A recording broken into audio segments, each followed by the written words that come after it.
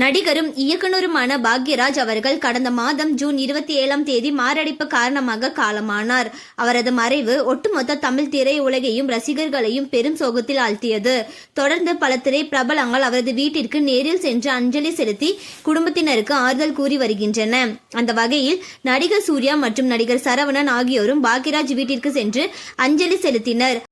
அப்போது எடுக்கப்பட்ட புகைப்படங்கள் மற்றும் வீடியோக்கள் சமூக வலைதளங்களில் வேகமாக பரவின.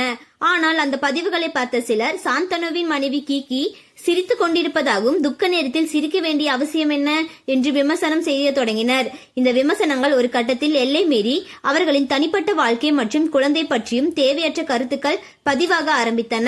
இதற்கு மறைமுகமாக பதிலளிக்கும் வகையில் கீகி சமூக வலைதளங்களில் பாக்யராஜ் அவர்களின் அஞ்சலி செலுத்தும் புகைப்படத்தையும் குடும்பமாக ஒன்றாக இருந்த மகிழ்ச்சியான நினைவு புகைப்படங்களையும் பகிர்ந்து மிஸ் யூ அப்பா என்று உருக்கமாக பதிவை வெளியிட்டார். இந்த பதிவு மூலம் எனக்கும் இந்த இழப்பு மிகப்பெரிய வழிதான் என்பதை கீகி வெளிப்படுத்தியுள்ளதாக பலரும் சமூக வலைதளங்களில் கருத்து தெரிவித்து வருகின்றனர்.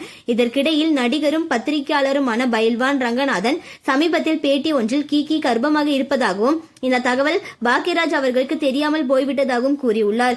மேலும் கீகி மூலம் பாக்யராஜ் அவர்களை சாந்தனுக்கு மகனாக பிறப்பார் என்ற தனது நம்பிக்கையும் அவர் பகிர்ந்துள்ளார்.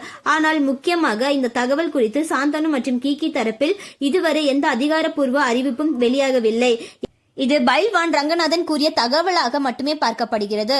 உண்மை நிலை என்ன என்பது சம்பந்தப்பட்ட குடும்பத்தினர் அதிகாரப்பூர்வமாக அறிவித்த பிறகே உறுதியாக தெரிய வரும்.